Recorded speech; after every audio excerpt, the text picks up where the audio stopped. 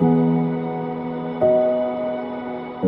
as we continue in this Advent season, anticipating and welcoming the coming of God in the flesh, I want you to read Isaiah chapter 9 sometime today, the whole chapter.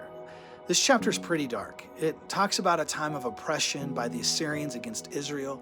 I think to get the full view of what's going on, you probably should read a couple of verses at the end of chapter 8, but this is what it says in verse 1 of chapter 9, that nevertheless, that time of darkness and despair will not go on forever.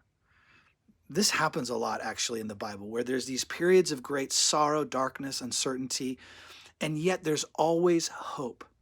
Isaiah reminds us that the time of darkness and despair will not go on forever.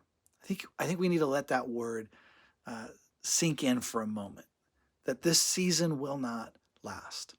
It's a storm, and it will pass. And then Isaiah describes how the darkness will pass. And this is what he writes in verse 2, that the people who walk in darkness will see a great light.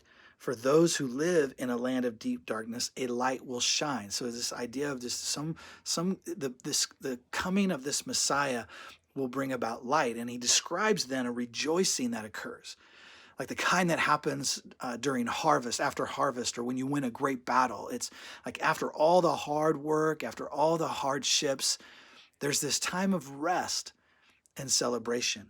In verse 6, he writes these words, "For a child is born to us, a son is given to us, and the government will rest on his shoulders, and he will be called Wonderful Counselor, Mighty God, Everlasting Father, Prince of Peace.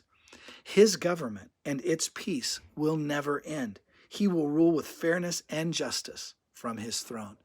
This is a messianic prophecy which describes the coming of God in the flesh, that this light, the light, will push out all darkness.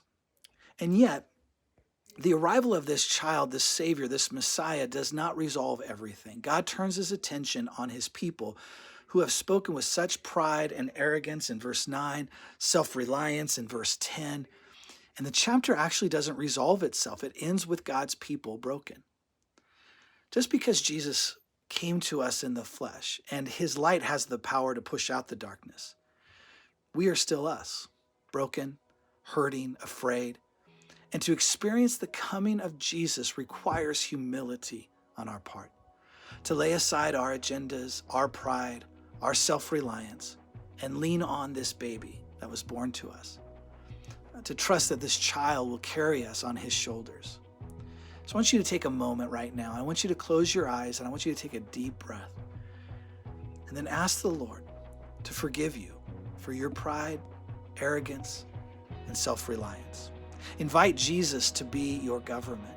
Resubmit yourself to his way and tell him and yourself that you need him and you cannot make it without him.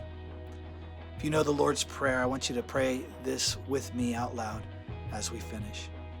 Our Father in heaven, hallowed be your name.